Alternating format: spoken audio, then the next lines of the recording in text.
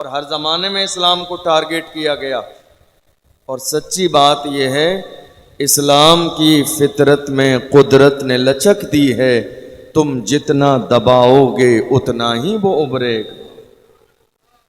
اسلام کو ہر زمانے میں دبانے کی کوشش کی گئی، مگر حضور کے غلاموں نے کیا کہا؟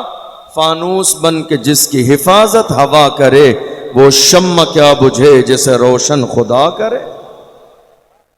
دنیا نے ہر زمانے میں کوشش کی اسلام اور مسلمانوں کو مٹانے کی، مگر نہ اسلام مٹا، نہ قرآن مٹا، نہ قوم مسلم مٹی۔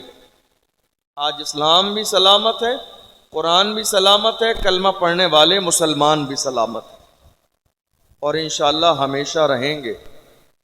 اور اللہ نے قوم مسلم کو اتنا پاورفل بنایا ہے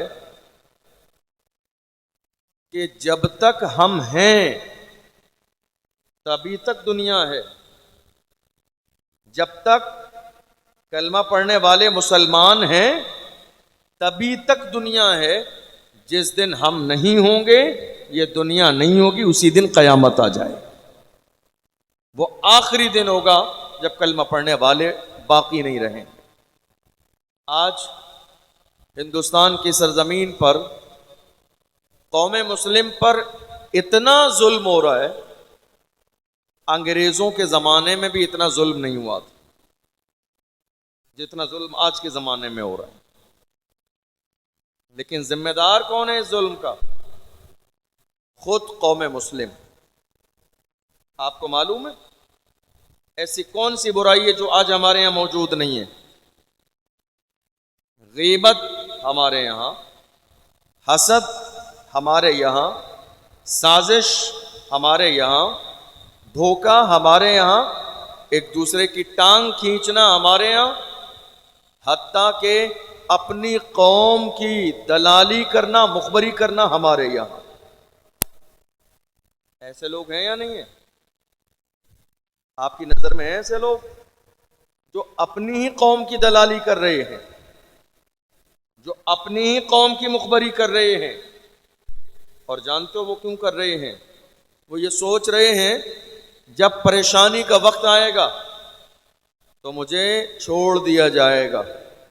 لیکن سچی بات یہ ہے دنیا یہ سمجھ گئی ہے جو اپنی قوم کا نہ ہوا وہ ہمارا کیسے ہو سکتا ہے، جو اپنے لوگوں کا نہیں ہوا وہ ہمارا کیسے ہو سکتا ہے۔ ڈاکٹر راحت اندوری نے کہا تھا لگے گی آگ تو آئیں گے گھر کئی زد میں، یہاں پہ صرف ہمارا مکان تھوڑی ہے۔ جو آج صاحب مسند ہیں کل نہیں ہوں گے، کرائے دار ہیں ذاتی مکان تھوڑی ہے، سبھی کا خون ہے شامل یہاں کی مٹی میں، کسی کے باپ کا ہندوستان تھوڑی ہے۔ سبھی کا خون ہے شامل یہاں کی مٹی میں، کسی کے باپ کا ہندوستان تھوڑی ہے۔ ہم تو آج بھی بڑے فخر کے ساتھ کہتے ہیں کرسی پر کوئی بھی بیٹھے راجا تو میرا خوجا ہے۔ ہم آج بھی بڑی محبت اور عقیدت کے ساتھ کہتے ہیں، لیکن یاد رکھیے گا جس دور میں آپ زندگی گزار رہے ہیں دور کے حساب سے آپ کو چلنا پڑے گا۔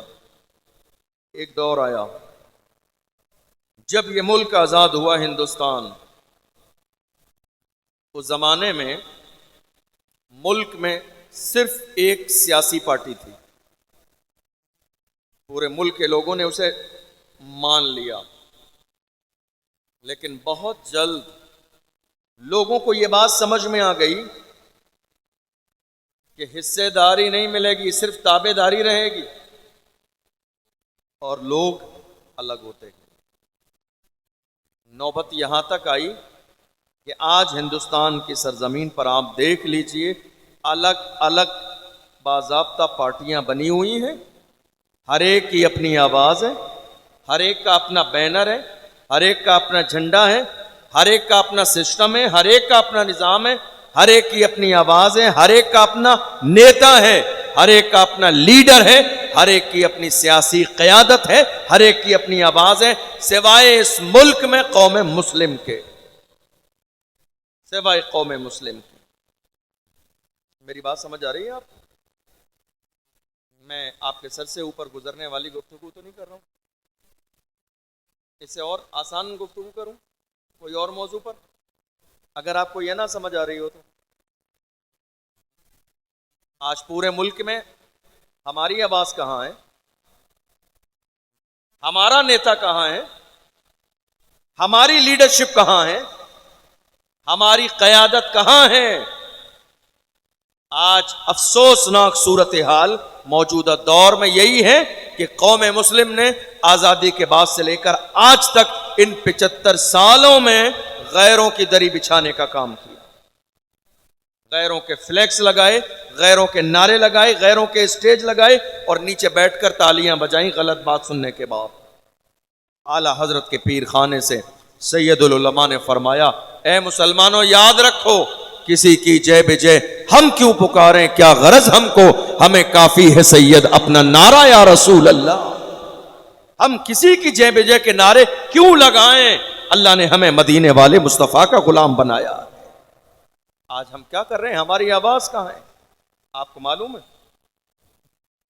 سیاست مسلمانوں میں آج کی تاریخ میں لوگ سمجھتے ہیں سیاست کرنا حرام ہے، لوگ ناجائز سمجھتے ہیں، سیاست برا سمجھتے ہیں، حتیٰ کہ قوم مسلم کے ذہن کی پستی کا عالم یہ ہے کہ اگر کوئی عالم مسجد کا امام مسجد میں جمعے کے دن موجودہ حالات پر یا سیاست پر بات کرے تو یا تو مسجد کی کمیٹی انہیں مسجد سے باہر نکال دے گی یا کہے گی نہیں صاحب سیاست کی بات مسجد میں نہیں ہونا چاہیے۔ آپ سیاست کو ناجائز و حرام سمجھتے ہیں۔ یہ موجودہ دور میں جو حکومت ہے آج دنیا کے اندر، یہ نظام بھی ہمیں مذہب اسلام نے دیا ہے، یہ مزاج بھی ہمیں فاروق اعظم نے دیا ہے، یہ مزاج بھی حضرت ابو بکر صدیق نے دیا ہے، یہ مزاج بھی حضرت عمر بن عبدالعزیز نے دیا ہے، یہ مزاج بھی ارطغرل الغازی نے دیا ہے، یہ مزاج بھی عثمان غازی نے دیا ہے، یہ مزاج بھی اورنگزیب عالمگیر نے دیا ہے، یہ مزاج بھی ٹیپو سلطان نے دیا ہے، یہ مزاج بھی حضرت محمد بن قاسم نے دیا ہے، یہ مزاج بھی صلاح الدین ایوبی نے دیا ہے۔ آج ہمارے حالات بدل رہے ہیں، نہ ہماری کوئی حیثیت ہے، نہ ہماری آواز ہے، نہ ہماری قیادت ہے، نہ لیڈرشپ ہے۔ مسلمان سمجھ رہے ہیں سیاست حرام ہے، لوگ کہتے ہیں سیاست گندی چیز ہے۔ یاد رکھیے گا آپ کا یہ جملہ درست نہیں ہے، سیاست گندی چیز نہیں ہے، سیاست میں کچھ گندے لوگ شامل ہو گئے۔ سیاست گندی چیز نہیں ہے، سیاست ایک نظام کو کہتے ہیں جس کے ذریعے ملک چلایا جاتا ہے، بغیر نظام کے کوئی ملک نہیں چلتا ہے۔ سیاست گندی چیز نہیں ہے۔ آپ جس سیاست کو گندا سمجھتے رہے، آج تک جس کے قریب نہ گئے، آج حالت یہ ہے کہ دیکھ لیجئے جب جس کا دل چاہتا ہے وہ پارلیمنٹ میں بل پاس کر دیا جاتا ہے، صرف اس بنیاد پر کہ آپ کے بندے پارلیمنٹ تک نہیں پہنچے، سیاست کو غلط سمجھتے ہوئے۔ آج حیرانی کی بات ہے، سیاسی طور پر قوم مسلم کی کمزوری کی وجہ سے آج حالات ہماری اور آپ کی نگاہوں کے سامنے ہیں۔ مسجد کا مسئلہ ہمارے سامنے، اذان کا مسئلہ ہمارے سامنے، شادی کا مسئلہ ہمارے سامنے، نکاح و طلاق کا مسئلہ ہمارے سامنے، یہ سارے مسائل آج ہماری نگاہوں کے سامنے ہیں، ہم اس پر کوئی بات نہیں کر پا رہے ہیں۔ آپ کو معلوم ہے ایک کتا بھی مر جائے تو آج نیتا اس کے لیے بھی افسوس جتاتے ہیں، لیکن اسی ملک میں میرے نبی کی شان میں گستاخی ہوئی، اسی ملک میں میرے نبی کی عظمت پر کئی سال سے لگاتار کتے بھونک رہے ہیں، مگر کوئی ایک جملہ بولنے والا نہیں ہے کہ پیغمبر اعظم کی شان میں گستاخی نہیں ہونا چاہیے۔ یاد رکھیے گا ہم نے اپنی قوم کے جوانوں کو محبت اور امن کی رسی میں باندھ کے رکھا ہے، ورنہ بھونکنے والوں کتوں کی اتنی اوقات نہیں ہے جو میرے نبی کی شان میں گستاخی کر سکے۔ حضور کے غلاموں نے ہر زمانے میں یہ نعرہ لگایا کہ محمد سے وفا، تو نہ تو ہم تیرے ہیں، یہ جہاں چیز ہے کیا لاؤ قلم تیرے۔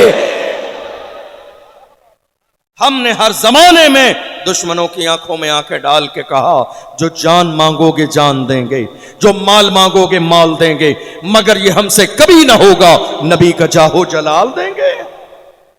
لیکن آج حیرانی کی بات یہ ہے ہر موضوع پر بات ہو رہی ہے اس ملک میں، بات نہیں ہے تو ناموس رسالت، بات نہیں ہے تو حضور کی عزت پر، بات نہیں ہے تو آج اذان کے مسئلے پر، بات نہیں ہے تو آج موب لنچنگ پر۔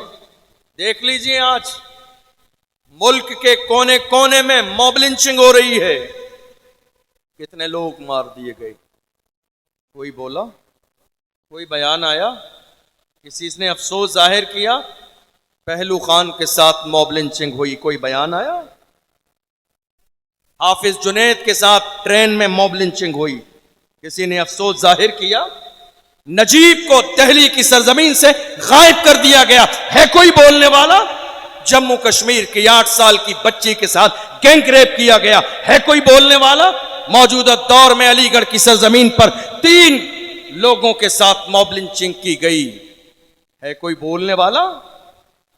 میرے عزیزو، جو لوگ آج موجودہ ملک کی سیاست کو ناجائز و حرام سمجھ کر نظر انداز کر رہے ہیں، اسی بنیاد پر آج قوم مسلم کی کہیں کوئی سننے والا نہیں، کہیں کوئی آواز بلند کرنے والا نہیں ہے۔ یاد رکھیے گا، آپ اپنا وجود دوسرے نمبر کا شہری مت بنائیے۔ آپ نے نعرہ کیا لگایا؟ ہم اس ملک کے وفادار بھی ہیں، ذمہ دار بھی ہیں۔ ایک چیز بھول گئے آپ، آج کی تاریخ میں نعرہ یہ لگائیے، ذمہ دار بھی ہیں، وفادار بھی ہیں، اور برابر کے حصے دار بھی ہیں، برابر کے حصے دار بھی ہیں۔ کیوں؟ جب پڑا وقت چمن پہ تو لہو ہم نے دیا، آج کہتے ہو کہ گلشن میں تیرا کام نہیں، ارے ہم بھی تعمیر وطن میں ہیں، برابر کے شریک، در و دیوار اگر تم ہو تو بنیاد ہیں ہم، ہند کو ناز ہے جس پر وہ نشانی ہم ہیں، تاج اور لال قلعے کے یہاں بانی ہم ہیں، نہ گھبراؤ مسلمانوں خدا کی شان باقی ہے، ابھی اسلام زندہ ہے، ابھی قرآن باقی ہے، یہ دشمن کیا سمجھتے ہیں جو اپنے دل میں ہنستے ہیں، ابھی تو کربلا کا آخری میدان باقی ہے۔ کلمہ پڑھنے والے مسلمان کسی بھی دور میں اتنے کمزور نہیں تھے جتنا کمزور آج قوم مسلم نے اپنے آپ کو سمجھ لیا ہے۔ حالات کیسے ہیں؟ ہماری نگاہوں کے سامنے ہیں۔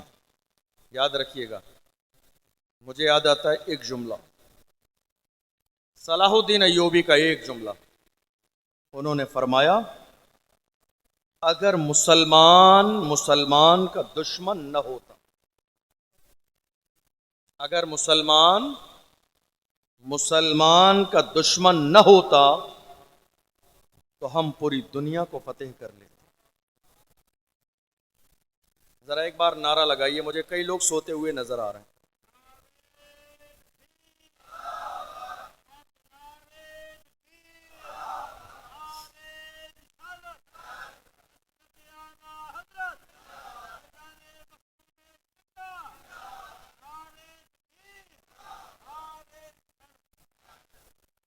سو رہے ہیں آپ لوگ، نظر آ رہے ہیں کئی لوگ سوتے ہوئے، سو رہے ہیں آپ؟ سلام پڑھ لیں، سلام پڑھ لیں۔ جاگ رہے ہیں آپ؟ میری بات سمجھ آ رہی ہے آپ کو؟ آپ بور تو نہیں ہو رہے؟ یہ سب باتیں سمجھ آ رہی ہیں یا موضوع چینج کروں؟ آج حالات ہماری نگاہوں کے سامنے ہیں، جو کچھ ہو رہا ہے ہماری نگاہوں کے سامنے، آپ کو معلوم ہے بھیا؟ آپ بیان بھی شروع کرایا، چلنا پھرنا بھی شروع کر دیا، شیرنی بھی لانے لگے، مجھے آپ اشارہ دے رہے ہیں بس ختم کرنے کا، کہ صاحب شیرنی آ گئی، تو یا تو بیٹھ جائیے، پھر آپ عزت کے ساتھ بیٹھ جائیے بھائی، تھوڑی دیر بیٹھ جائیے بھائی۔ پہلگام کشمیر کی سرزمین پر اٹیک ہوا، لوگ مارے گئے،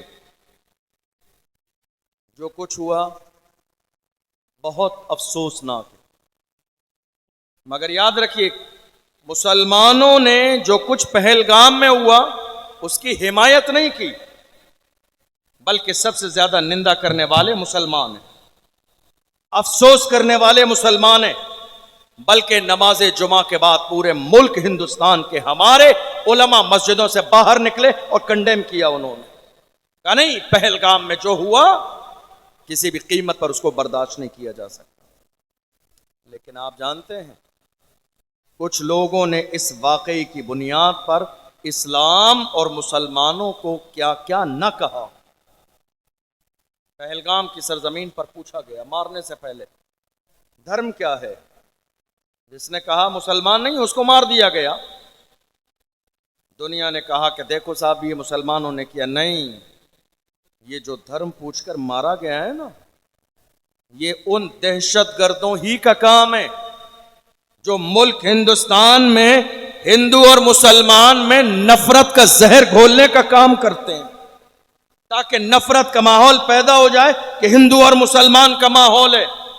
ورنہ گنگا جمنی تہذیب آج تک یہ بتا رہی ہے کہ اس ملک میں، اس جمہوری لوکتانتر ملک میں ہندو بھی رہتے ہیں، مسلمان بھی رہتے ہیں، سکھ بھی رہتے ہیں، عیسائی بھی رہتے ہیں، چونکہ اس ملک کو آزاد کرانے والے ایک طرف رام پرشاد بسمل تھے تو دوسری طرف علامہ فضل حق خیر آبادی تھے، ایک طرف اور اگر بھگت سنگھ تھے تو دوسری طرف سید کفایت علی کافی تھے، ایک طرف جنرل اروڑا تھے تو دوسری طرف عبدالحمید تھے، ایک طرف اگر باضابطہ چندر شیخر آزاد نے مہم چلائی تھی تو ایک طرف اشفاق اللہ خان نے دنیا کی آنکھوں میں آنکھیں ڈال کے کہا تھا سرفروشی کی تمنا اب ہمارے دل میں ہے، دیکھنا ہے زور کتنا بازوئے قاتل میں ہے، وقت آنے پر بتا دیں گے تجھے یہ آسماں، ہم ابھی سے کیا بتائیں کیا ہمارے دل میں ہے۔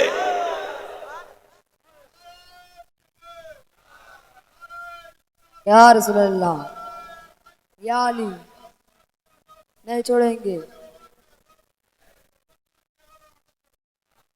فیض آباد کی جیل جا کے تاریخ پڑھ لیجیے، اندازہ ہو جائے گا۔ جب اشفاق اللہ خان کو لایا گیا تھا، تاریخ کی کتابوں میں ہے، دنیا کے دوسرے لوگ جب انہیں موت کی سزا سنائی جاتی ہے تو کتنے لوگ ہارٹ اٹیک کے ذریعے مر جاتے ہیں، جب موت کا اعلان کیا جاتا ہے تو کتنے لوگ غم کے مارے کمزور ہو جاتے ہیں، کتنے لوگ بیمار پڑ جاتے ہیں، کتنے لوگ بستر پہ پڑ جاتے ہیں، مگر تاریخ کے اوراق پلٹ کر دیکھیے آپ کو اندازہ ہوگا جس دن کہا گیا تھا اشفاق اللہ خان کو پھانسی دی جائے گی، اس دن سے لے کے پھانسی کے دن تک اشفاق اللہ خان کا وزن بڑھ گیا تھا، وہ خوش تھے، رو نہیں رہے تھے، اور جب لے جایا گیا پھانسی کا پھندا اپنے ہونٹوں سے چوم کے اپنے ہاتھوں سے گلے میں ڈالا، اس لیے کہ ایک مومن مرنے والا مرتا نہیں ہے، جگہ بدلتی ہے، مرتے مرتے اس کی آنکھوں میں یہ خواب رہتا ہے آنکھ بند ہوگی تو قبر میں مصطفیٰ کے چہرے کی زیارت ہونے والی ہے۔ اللہ، اشفاق اللہ خان سے کہا انگریزوں نے کوئی آرزو ہو تو بتائیے، اس ملک کی مٹی سے ہماری وفاداری یہ ہے۔ اشفاق اللہ خان نے کہا تھا کچھ آرزو نہیں ہے آرزو تو یہ ہے رکھ دے کوئی ذرا سی خاک وطن کفن میں۔ سبحان اللہ۔ اس ملک سے مسلمانوں کی محبت یہ ہے۔ پوچھئے سید کفایت علی کافی سے، جب اس ملک کے لیے مہم چلائی، انگریزوں نے گرفتار کیا اور کہا مراد آباد کے چوراہے پر پھانسی لگائی جائے گی، رمضان کا مہینہ ہے، روزے کی حالت میں ہیں، لایا گیا، بھیڑ جمع کر لی گئی، اور جب ان کے گلے میں پھانسی کا پھندا ڈالا گیا، بھیڑ جمع ہے، لوگ کھڑے ہیں، انگریزوں نے کہا روزے کی حالت سے عصر اور مغرب کے درمیان کا وقت ہے، افطار کی تیاری ہو رہی ہے چاروں طرف، سے کہا گیا مولانا کوئی آخری خواہش ہو تو بیان کرو۔ بہت بڑا کردار ہے سید کفایت علی کافی کا۔ آپ جانتے ہیں آج کے زمانے میں جب کسی انسان کو آپ بے باک بولتے دیکھتے ہیں تو آپ کے ذہن میں آتا ہے ضرور اس کا بیک گراؤنڈ بہت مضبوط، اس لیے ڈرتا نہیں ہے، اس لیے دبتا نہیں ہے، اس لیے کھل کر بات کرتا ہے۔ کتنے لوگ الگ الگ شہروں میں مجھ سے کہتے ہیں کیا بات ہے آپ کھل کر تقریر کرتے ہیں، دبتے نہیں ہیں، ڈرتے نہیں ہیں، لگتا ہے بیک گراؤنڈ بہت مضبوط ہے۔ میں کہتا ہوں میرا بیک گراؤنڈ آپ سن لو گے کلیجہ دہل جائے گا. میرا بیک گراؤنڈ کتنا مضبوط ہے. میرا بیک گراؤنڈ جاننا چاہتے ہیں تو پوچھیں بریلی کے امام سے. میرے امام نے کہا کیا دبے جس پہ حمایت کا ہو پنجہ تیرا, شیر کو خطرے میں لاتا نہیں کتا تیرا. سبحان اللہ. بے شک. کیا دبے جس پہ حمایت کا ہو پنجہ تیرا, شیر کو خطرے میں لاتا نہیں کتا تیرا. اللہ اکبر. سید کفایت علی کافی کے جب شجرے پر غور کیا تو پتا چلا ان کا شجرہ کربلا میں آقا حسین سے ملتا. سبحان اللہ. ہم سمجھ گئے اب یہ ڈریں گے نہیں, اب یہ دبیں گے نہیں, اب یہ جھکیں گے نہیں, اب یہ رکیں گے نہیں. پھانسی کا پھندا گلے میں ڈالا. انگریزوں نے ڈالنے کے بعد کہا مولانا کوئی آخری خواہش ہو تو بیان کرو. علامہ سید کفایت علی کافی نے مجمع پہ نظر ڈالی, مسکرائے اور فرمایا ظالموں میری آخری خواہش سننا چاہتے ہو تو سنو. میری آخری خواہش یہ ہے کوئی گل باقی رہے گا نے چمن رہ جائے گا, پر رسول اللہ کا دین حسن رہ جائے گا. اطلس و کم خواب کی پوشاک پر نازا نہ ہو, اس تنے بے جان پر خاکی کفن رہ جائے گا. نام شاہانے جہاں مٹ جائیں گے لیکن یہاں حشر تک نام و نشانے پنجتن رہ جائے گا. ہم سفیر و باغ میں ہیں کوئی دم کا چہچہا, بلبلیں اڑ جائیں گی سونا چمن رہ جائے گا. نام شاہانے جہاں مٹ جائیں گے لیکن یہاں حشر تک نام و نشانے پنجتن رہ جائے گا. سبحان اللہ. سبحان اللہ. کون مسلمان اس ملک ہندوستان کی سرزمین پر کرایہ دار نہیں ہیں, ذمہ دار بھی ہیں, وفادار بھی ہیں اور برابر کے حصے دار بھی ہیں. لیکن ہم نے اس بارے میں کبھی سوچا نہیں, کبھی غور نہیں کیا, کبھی ہم نے یہ نعرہ نہیں لگایا. یاد رکھیے گا انسان کو دنیا میں اس وقت تک کوئی نہیں ہرا سکتا جب تک وہ خود ہار نہ مان. اور اگر آپ ہار مان لیتے ہیں تو دنیا کی کوئی طاقت آپ کو جتا نہیں سکتی. آپ نے ہار مان لی کوئی نہیں جتا سکتا, اور اگر آپ نے جیتنے کی ٹھان لی ہے تو زمانہ مل کر آپ کو ہرا نہیں سکتا ہے. اس ملک کے لیے سب سے پہلے انگریزوں کے خلاف جہاد کا فتویٰ ایک عالم نے دیا. وہ عالم دنیا جنہیں علامہ فضل حق خیر آبادی کے نام سے جانتی. انگریزوں نے انہیں گرفتار کیا اور لے گئے جزیرے انڈمان نکوبار, کالے پانی کی سزا دی. ایک انگریز آفیسر نے آ کے کہا مولانا اب بھی وقت ہے, اپنا فتویٰ واپس لے لو, تمہاری جان بخش دی جائے گی, اب بھی موقع ہے تمہارے لیے. علامہ فضل حق خیر آبادی نے اس انگریز کے چہرے پر تھوک دیا تھا اور کہا تھا ظالم ہم مصطفیٰ کے غلام ہیں, ہمارے قلم سے جو فتویٰ نکلتا ہے حکومتیں بدل جاتی ہیں فتوے نہیں بدلتے ہیں. یہ تیور کسی اور کے نہیں تھے, محمد عربی کے غلاموں کے تھے. کہاں ہیں آج مسلمان, کہاں ہیں حضور کے دیوانے, کہاں ہیں نام محمد پہ مرنے اور مٹنے کا جذبہ رکھنے والے. یاد رکھیے گا دنیا کی ہر قوم کے جوان اس قوم کا سب سے قیمتی سرمایہ ہوتے ہیں. ہمارے جوان کہاں ہیں, کہاں ہیں ہمارے جوان؟ آپ کو جان کر بڑی حیرت ہوگی ہمارے 17 سال کے جوان آج شراب پی رہے, 18 سال کے جوان ہمارے سٹا لگا رہے, 19-20 سال کے جوان ہمارے زنا کی دہلیز پر قدم رکھ چکے ہیں. جس قوم کے جوانوں کی وجہ سے قومیں زندہ اور تابندہ رہتی ہیں. کہاں ہیں ہمارے جوان؟ گناہوں کی دہلیز پر قدم رکھے ہوئے, زنا, شراب, جوا, نشہ, سٹا. پھر آپ کہتے ہیں حالات کیوں نہیں بدل رہے, ہماری کنڈیشن بہتر کیوں نہیں ہو رہی ہے؟ یاد رکھیے گا یہ جو نشہ آپ کر رہے ہیں آج نہیں تو کل یہ نشہ آپ کو دروازے پر پہنچا دے گا بربادی کے. یہ جو آپ نے زنا کی دہلیز پر قدم رکھ دیا، آج نہیں تو کل بربادی سے کوئی نہیں بچا سکتا آپ کو۔ یہ جو سود اور سٹے کا کاروبار، تاش کے پتے آپ کے ہاتھ میں ہے، آج نہیں تو کل یہ آپ کو بربادی کی طرف لے جائیں گے۔ آپ نے یہ سوچا ہے دنیا کی کوئی قوم آج تک ان گناہوں میں ملوث ہو کے بچی نہیں ہے؟ ہمارے جوانوں، یہ صبح و شام دیکھ لیجئے آپ، ہر قوم اپنے جوانوں پہ فخر کرتی ہے، سینہ چوڑا کرتی ہے۔ ہمارے پاس ایسے جوان ہیں، ہمارے پاس ایک جوان دنیا جسے محمد بن قاسم کے نام سے جانتی ہے۔ کون؟ محمد بن قاسم، جس نے 17 سال کی عمر میں سندھ اور ہند پر اسلام کا جھنڈا لہرایا۔ محمد بن قاسم آج ہمارے 17 سال کے جوان کا رات کے 3 بجے تک ہماری قوم کے جوانوں کے ہاتھ میں موبائل فون ہے۔ کیا کر رہے ہیں؟ فلمیں، ڈرامے، ناچ گانے، شور شرابے، ہنگامے۔ اے میری قوم کے غیرت مند جوانوں، تم چاہتے ہو کہ قوم میں تبدیلی آ جائے، حالات بہتر ہو جائیں، تو پہلے اپنی تنہائی کو پاک کرو۔ میرے نبی نے یہی تو فرمایا، جس کی تنہائی پاک ہو گئی ہے اس کی دنیا بھی بہتر ہو گئی، آخرت بھی بہتر ہو گئی۔ ہمارے جوان آج کیا کر رہے ہیں؟ کہاں ہیں جوان؟ اللہ اکبر! حیرانی کی بات ہے، آپ نے دیکھا، ہم اعلان کر رہے ہیں ہم مسجد اقصی کے ساتھ ہیں۔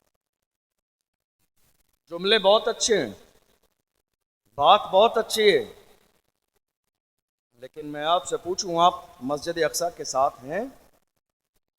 آپ کہیں گے ہاں میں ہوں۔ مجھے بتائیے، جس قوم کا جوان ایک وقت کی نماز نہ پڑھے وہ مسجد اقصی کے ساتھ کیسے ہو سکتا؟ تم نے دیکھا نہیں مسجد اقصی میں نماز پڑھنے والے جوان کیسے تھے؟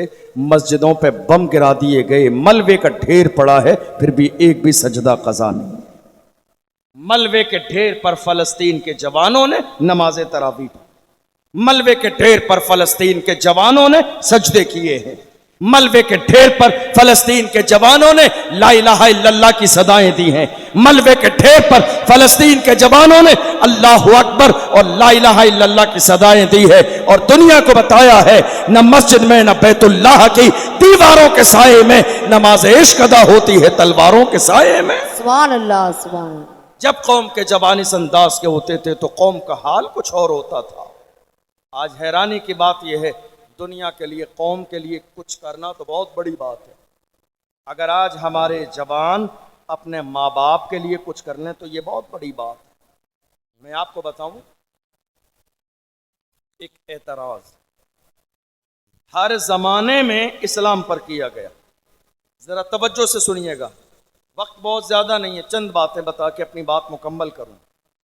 ایک اعتراض، صرف ایک بات بتاؤں آپ کو، یہ بات مکمل اور انشاءاللہ صلاۃ و سلام۔ ایک اعتراض، وہ اعتراض کیا ہے؟ اسلام عورتوں کو عزت نہیں دیتا ہے۔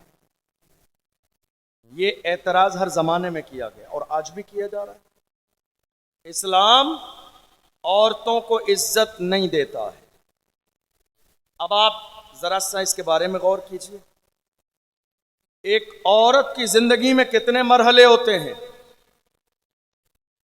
نمبر 1، پیدا ہوئی تو بیٹی ہے یا بہن ہے، شادی ہوئی تو بیوی ہے، اور جب اولاد پیدا ہو جائے تو یہ ماں ہے۔ 3 مرحلے، بیٹی ہے یا بھائی کے لیے بہن، شادی ہو جائے تو بیوی ہے، اور اولاد ہو جائے تو، ذرا زور سے، اولاد ہو جائے تو، اس کا مطلب 3 کنڈیشن ہے، بیٹی ہے، بیوی ہے، ماں ہے۔ اب جو لوگ اعتراض کر رہے ہیں کہ اسلام عورت کو عزت نہیں دیتا ہے، ذرا غور کیجئے گا، جو لوگ اعتراض کر رہے ہیں وہ جانتے ہی نہیں عورت کی عزت کیا ہے۔ ہمارا اسلام عزت کیسی دیتا ہے جانتے ہیں؟ میرے نبی کا فرمان ہے، بیٹی ہے تو باپ کے لیے رحمت ہے، بیٹی ہے تو باپ کے لیے رحمت، بیوی ہے تو شوہر کے لیے نعمت، اور جب یہ ماں بن جائے تو اس کے قدموں کے نیچے جنت۔ سبحان اللہ، سبحان اللہ۔ 3 مرحلے عورت کی زندگی میں، بیٹی ہے یا بیوی ہے یا ماں ہے، इन तीनों मरहलों पर गौर कर लीजिए।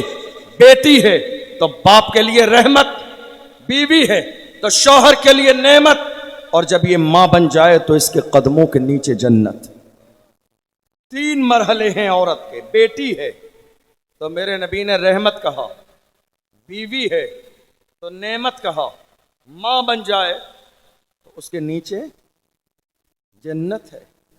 अब गौर कीजिए जरा, बेटी है तो रहमत। आपको जानकर हैरानी होगी, और शायद ऐसे किसी मर्द को आप जानते भी हों। आज मालूम है क्या हो रहा है? कितनी तलाकें सिर्फ इस बुनियाद पर हो रही हैं कि जब कोई औरत मां बनने वाली हो तो हमारे दरमियान कितने मर्द ऐसे हैं जो कह देते हैं नहीं साहब मुझे बेटी नहीं चाहिए, बेटा चाहिए। ऐसा है या नहीं? बेटी नहीं चाहिए। औलाद के पैदा होने से पहले ये धमकी दे दी जाती है, अगर बेटी हो गई तो तलाक दे दूंगा, अगर बेटी हो गई तो घर से बाहर निकाल दूंगा। नादान इंसान देख ले, रसूलुल्लाह ने ये नहीं कहा बेटा पैदा होता है तो रहमतें नाजिल होती हैं, मगर बेटी के लिए कहा जिसके घर में बेटी पैदा होती है उसके घर में अल्लाह की रहमतें नाजिल होती हैं। सुभान अल्लाह। आज हमारा हाल कितना मुख्तलिफ है। कितनी जगहों पर यह देखा जाता है बेटे पैदा होता है ना, पूरे खानदान में मिठाई तकसीम की जाती है। बेटी पैदा होने के बाद लोग दोस्तों को बताते तक नहीं है। कोई पूछे तुम्हारे घर में बच्चे की पैदाइश हुई? हाँ बस ठीक है हो गई, और बताओ काम कैसा है? बताया भी नहीं बेटी है या बेटा है।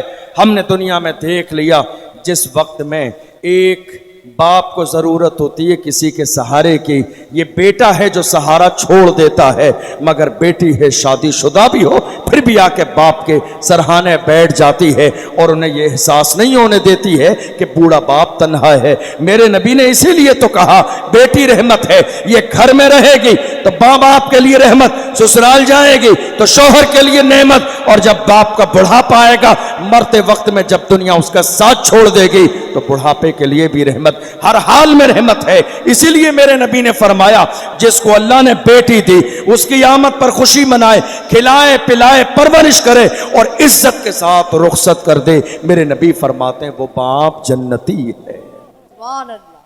जन्नती है वो बाप। कहा या रसूलल्लाह, मेरे नबी ने फरमाया 3 बेटियां। एक साहब ने कहा या रसूलल्लाह मेरे 2 ही हैं, क्या मुझे जन्नत ना मिलेगी? फरमाया हाँ अगर तू भी अमल करेगा तुझे भी जन्नत। ने कहा या रसूलल्लाह मेरे एक ही है। कहा तेरे लिए भी जन्नत। किसी ने कहा या रसूलल्लाह मेरे तो बेटी नहीं है। फरमाया दूसरे की बेटी को अपनी बेटी समझ के मोहब्बत कर, अल्लाह तुझे भी जन्नत अता फरमाए। अब अगर ये बात आपके जहन में है तो एक प्रैक्टिकल बात आपको बताऊं। आज हमारे समाज में, खानदान में मुसलमानों की, हमारी माँ और बहनों की दुश्मनियों का लेवल इतना बढ़ गया है कि हमारे पड़ोसी से जरा सी 4 बातों में अनबन है। हमारे पड़ोसी के घर अगर जवान बेटी है कोई उसका रिश्ता लेकर आ जाए, और अगर वो रिश्तेदार किसी अंदाज में हमें एक लम्हे के लिए मिल जाए तो हम क्या कहते हैं, तुम जिस लड़की का रिश्ता लेकर आए हो क्या तुमने इसके बारे में तहकीक भी कर ली, पता भी कर लिया है, या बस अचानक रिश्ता लेकर आ गए? अब ये ऐसे ही हो गया, ठहरे हुए पानी में आपने कंकरी मार दी, अब वो लाश तक हिल जाएगा। क्या ऐसा क्यों कहते हो, लड़की अच्छी नहीं है? कहता नहीं साहब अब हम तो पड़ोसी हैं, अपनी जबान से नहीं कह सकते, तुम फिर भी पता कर लो। मुझे बताइए ऐसा है या नहीं हमारे समाज? गौर कीजिए, अल्लाह के नबी फरमा रहे हैं जो दूसरे की बेटी को अपनी बेटी समझ के मोहब्बत करेगा उसके लिए भी जन्नत है। मगर हाल देखो आज कौम मुस्लिम का कि दूसरे गरीब की बेटी की अगर रुखसती की बात आती है तो आज हमारे अपने लोग एक होने वाले रिश्ते को खराब करा देते। नहीं मेरे अजीजों, बेटियों की इज्जत करो। इस्लाम बेटियों की इज्जत की बात करता है। हम ये देख रहे हैं आज बेटियां हमारी 35, 40 साल की हो रही है, कोई दरवाजे पर रिश्ता लाने वाला नहीं है। क्यों? हमारी कौम के जवानों को मालदारी का शॉर्टकट चाहिए, मालदार ससुराल के जरिए। सबको चाहिए जहेज की लंबी फहरिस्त तैयार करके भेज दी। हमारे दिल में ये तमन्ना है, याद रखिएगा अल्लाह ने तुम्हें चूड़ियां अता नहीं फरमाई, तुम्हें मर्द बनाया है। फ्रिज लाना तुम्हारी जिम्मेदारी है, उस बेटी की नहीं है। घर का इंतजाम करना तुम्हारी जिम्मेदारी है, उस बेटी की नहीं है। घर के सारे इंतजामात करना मर्द की जिम्मेदारी है, उस बेटी की जिम्मेदारी नहीं है। अल्लाह का कुरान कहता है अर्रिजालु कव्वामून अलन निसा, अल्लाह ने मर्द को हाकिम बनाया है औरत के ऊपर कि वो जिंदगी के सारे मराहिल औरत के साथ तय करेगा। खिलाना पिलाना बीमारी तमाम तर जिम्मेदारी मर्द की है, इसलिए मुतालबा औरत से न किया जाए। आपको हैरानी होगी ये सुनकर, अभी 3-4 साल के जमाने में हमारी कई लाख बेटियां मुर्तद हो गई। मुर्तद जानते हैं आप? हमारी कई लाख बेटियां इस्लाम छोड़कर चली गई। कई लाख बेटियों ने इस्लाम छोड़ दिया। पूरे मुल्क को यह बात मालूम है। आप रिपोर्ट पढ़ लीजिए, पूरा सर्वे देख लीजिए, बाज़ाब्ता गूगल पे जाके सर्च कर लीजिए, पूरे मुल्क की डिटेल आ जाएगी। लाखों बेटियां हमारी 2-3 साल के अंदर मुर्तद हो गईं। आप जानते हैं कितनी ही बेटियों से इंटरव्यू लिया गया, कहा तुम्हारे इस्लाम छोड़ने की वजह क्या है? बात यह है कि मेरा बूढ़ा बाप गरीब रक्षा चलाने वाला था, मेरी उम्र 35 साल की हो गई, लेकिन मेरी गरीबी की वजह से कोई मुसलमान मेरे दरवाजे पर रिश्ता लेके नहीं आया। अफसोस करो मुसलमानों, अफसोस करो। इसलिए मैंने जब कोई मेरे समाज में से, कौम मुस्लिम में से मेरे दरवाजे पर रिश्ता करने के लिए नहीं आया, तो मैंने जाके किसी गैर से शादी कर। गौर कीजिए नुकसान कितना बड़ा है। आप क्या समझ रहे हैं जहेज मिल जाएगा आपके दिन बेहतर हो जाएंगे, जिंदगी बेहतर हो जाएगी? याद रखिएगा, किसी के यहां से जहेज मिलने से हालात नहीं बदलते हैं। रिस्क देने वाली मेरे रब की जात है। जब वो रिस्क देने पे आता है तो दुनिया की कोई ताकत ऐसी नहीं है जो इंसान को परेशान कर सके। किसी की जिंदगी जहेज से नहीं गुजरी है। इसलिए आज इस अजीम शान जलसे से ये पैगाम लेकर जाइए जवानों कि हम निकाह मस्जिद में करेंगे और शादी बगैर जहेज के करेंगे। निकाह कहां करेंगे? मस्जिद में, और शादी बगैर जहेज के। कैसी शादी? जैसी शादी रसूलुल्लाह ने अपनी बेटी खातून जन्नत की। सुभान अल्लाह। क्या आपको मौला अली की शादी पसंद नहीं है? क्या खातून जन्नत की शादी पसंद नहीं है? इतनी अजीम शादी जिसमें रसूलुल्लाह ने निकाह पढ़ाया, वो मेरे रसूल की बेटी की शादी है। मेरे अजीजों, हालात बदलिए। आज एक दौर वो था जब मेरे नबी ने कहा था, ऐ लोगों निकाह को सस्ता करो ताकि जिना मुश्किल हो जाए। आज उल्टा हो गया, निकाह महंगा हो गया और जिना बिल्कुल आम। ऐसा है या नहीं? कौन कौन है मेरी बात से एग्री बताइए? ऐसा है या नहीं? आज के जमाने में निकाह महंगा हो गया और जिना बिल्कुल आम है। ये तबाही आज दरवाजे दरवाजे पहुंच रही है। ये शादियां इतनी लेट क्यों की जा रही हैं? सिर्फ जहेज के लिए, खाने के लिए, रस्म रिवाज के लिए। आज हमारे दरमियान कितने लोग हैं एक रक्षा चलाने वाले गरीब इंसान से भी मुतालबा करते, नहीं साहब बारात में हमारे 500 लोग आएंगे, हमारे ज्यादा लोग बन रहे हैं, मेहमान हमारे ज्यादा बन रहे हैं। कितनी शर्म की बात है। तुम्हारे मेहमान है तो तुम अपने दरवाजे पे वलीमे में खाना खिलाओ। ये लड़की वालों की जिम्मेदारी नहीं है कि उसके दरवाजे पे 500 लोगों को लेके पहुंचो। मेरे नबी ने फरमाया निकाह सस्ता करो, निकाह सस्ता करो ताकि जिना का दरवाजा बंद हो जाए। किसी गरीब की बेटी अपने घर बैठी न रह जाए, बल्कि हर बेटी को ससुराल में वो इज्जत, वो मान सम्मान मिले जो हर एक बेटी का हक है। आज क्या हो रहा है? आज हालात हमारी निगाहों के सामने। मेरे अजीजों, मैं अर्ज कर रहा था, आज जब हमारी बेटियां पैदा होती हैं, जब एक औरत हामिला होती है, तो कितने जालिम शोहर आज की तारीख में से कह देते नहीं साहब मुझे बेटा चाहिए। खुदा के लिए 2025 चल रहा है, अब तो जहालत से बाहर आइए। आपको बेटा चाहिए तो ये किससे मांग रहे हैं? बेटा बीवी से। ये बीवी बेटा नहीं देगी, बेटा देने वाली मेरे रब की जात है। मां के पेट में बेटी और बेटी की शक्ल बनाने वाली जात मेरे रब की है। मां एक जरिया है, باپ ایک ذریعہ ہے. اللہ کا قرآن کہتا ہے هُوَ خَلَقَكُمْ, وہی ہے جس نے تمہیں پیدا کیا. ثُمَّ صَوَّرْنَاكُمْ, وہی ہے جو صورتیں بنانے والی ذات ہے. تو صورت تو پیٹ میں وہ بناتا ہے, بیٹا پیدا ہوگا یا بیٹی پیدا ہوگی, اس کا تعلق اس عورت سے نہیں ہے جس کو تم طلاق دے رہے ہو, جس کو تم گھر سے باہر نکال رہے ہو, جس کو تم نے 4 سال سے میکے میں بٹھا دیا, جس غریب کی بیٹی پر ظلم کرتے جا رہے ہو. یاد رکھیے اسلام کا مزاج یہ ہے, کما تدین و تدان, تم جیسا کرو گے ویسا ہی تمہارے ساتھ کیا جائے. سبحان اللہ. اسلام ظلم کی اجازت نہیں دیتا ہے. اسلام میں کسی بھی قیمت پر ظلم کو گوارا نہیں کیا گیا. آج ہمارے ہاں ہو یہی رہا ہے. اور اگر یہی بیٹی بہن ہو, کیا ہو بھائی صاحب کو جگہ دیجیے, یہی بیٹی اگر بہن بن جائے, میں سمجھ رہا ہوں بہت سارے لوگ سو رہے ہیں, میں بات مکمل کر رہا ہوں, یہی بیٹی بہن بن جائے, میں آپ کو ایک چھوٹی سی بات بتاؤں. آپ کی توجہ ہے, توجہ ہے آپ کی. ایک شخص نے آ کے کہا رمضان کے مہینے میں, کہا حضرت اللہ نے مجھے بڑی مال و دولت سے نوازا ہے, میری بہن ہے, غریب ہے, پریشان ہے, رمضان کا مہینہ ہے, رمضان کے اس مبارک مہینے میں میری بہن کی غریبی کی حالت یہ ہے کہ نہ اس کے یہاں سحری ہے نہ افطار ہے. اتنی غریبی ہے اس کے یہاں, اتنی پریشان ہے, اللہ نے مجھے کروڑ پتی بنایا ہے. تو حضرت مسئلہ یہ بتائیے, کیا میں اپنی بہن کو زکوٰۃ دے سکتا ہوں؟ سوال سمجھ آیا آپ سب کو؟ کیا میں مالدار ہوں, بہن غریب ہے, سسرال میں فاقے انس کے گھر رمضان میں سحری اور افطار کا بھی انتظام نہیں, کیا میں اپنی بہن کو زکوٰۃ دے سکتا ہوں؟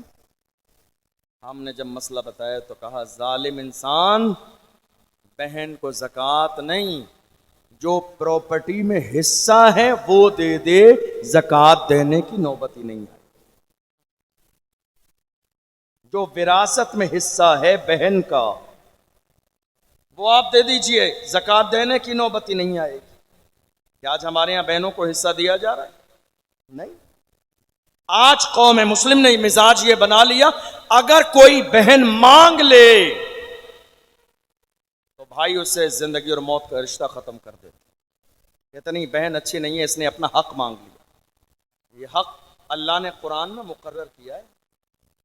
یہ حق میں نہیں کہہ رہا ہوں, یہ علماء نہیں بتاتے ہیں, اللہ نے اعلان فرمایا بہن کا حق پراپرٹی میں برابر کا ہے. دو ایمانداری سے, آج نہیں دو گے کل قیامت کے دن جواب دینا پڑے گا.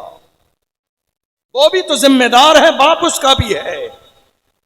بڑی معذرت کے ساتھ, آپ سب بھائی ہیں, آپ کی بہنیں ہیں, اللہ سلامت رکھے. آج دیکھا یہ جا رہا ہے, حالات اتنے خراب ہیں. ہم لوگ جلسوں میں جاتے ہیں, ہماری کتنی مائیں بہنیں ملتی ہیں, کہتی ہیں حضرت کوئی ایسا وظیفہ بتا دیجئے, 10 سال ہو گئے میرے بھائی نے مجھ سے سلام نہیں کیا. حضرت کوئی ایسی دعا بتا دیجئے, 5 سال ہو گئے میرے بھائی نے مجھ سے ملاقات نہیں کی. حضرت کوئی ایسا وظیفہ بتا دیجئے, 4 سال ہو گئے میرے بھائی نے مجھے دیکھا نہیں. حضرت کوئی ایسی دعا بتا دیجئے, 2 سال ہو گئے میرے بھائی نے مجھے نہ اپنے دروازے پہ بلایا نہ میرے دروازے پر آیا. آج کتنی بہنیں ایسی ہیں جو اگر گرمی کی چھٹی میں اپنے مائکے آ جائیں تو بھائی کے چہرے کا جغرافیہ بھی بدل جاتا ہے, بھاوچ کے چہرے کا بھی جغرافیہ بدل جاتا ہے, اور ان کا انداز ایسا رہتا ہے گویا کہ انہوں نے 2 وقت کا کھانا کھلا کے احسان کر دیا. نہیں میرے عزیزو, یہ غلط فہمی اپنے ذہن سے باہر نکال دیجئے. تمہیں اندازہ بھی نہیں ہے میرے نبی نے کیا فرمایا, مہمان تمہارے دروازے پہ بعد میں آتا ہے, اس کے حصے کا رزق اللہ تمہارے دروازے پہ پہلے بھیج دیتا. مہمان بعد میں آتا ہے, اور یہ تو پھر بہن ہے, تمہاری زمین کی بھی حصے دار ہے, تمہاری دولت کی بھی حصے دار ہے, کرایہ دار نہیں ہے, حصے دار ہے. یہ آج حالات ہماری نگاہوں کے سامنے ہیں. کتنے بھائی ایسے ہیں, آپ کو معلوم ہے بہن کتنی عظیم ہوتی ہے, بہن کتنی عظیم. آج قوم مسلم کا حال یہ ہے. ابھی جامع میاں صاحب قبلہ فرما رہے تھے, آج ہماری قوم کو ضرورت ہے دعا تعویذ کی. کوئی بابا مل جائے, تعویذ مل جائے, کس کا؟ کاروبار کا. बिजनेस का। क्यों साहब? कहा नहीं साहब, हजरत हमारा कारोबार फेल हो गया है, न जाने किसी ने कुछ करा दिया है। किसी ने कुछ नहीं कराया है। मैं ये बात बहुत संजीदगी से करने लगा हूं आपसे, ताकि ये बात आपके दिलो दिमाग में बैठ जाए। आपका कारोबार नहीं चल रहा, किसी ने कुछ नहीं कराया है। आपने जिनका हक दबा लिया है, ईमानदारी से अदा कर दीजिए, अल्लाह आपके कारोबार में बरकत अता फरमाएगा। और कीजिए, आपके इस कारोबार में मां का भी हक है, भाई का भी हक है, बहन का भी हक है, रिश्तेदारों का भी हक है, मस्जिद मदरसे का भी हक है, और गरीब मुहताजों का भी हक है। क्या आपने हक अदा किया? नहीं। साल में एक बार 2.5% ज़कात निकलती है, 1 लाख में 2500 रुपए बस।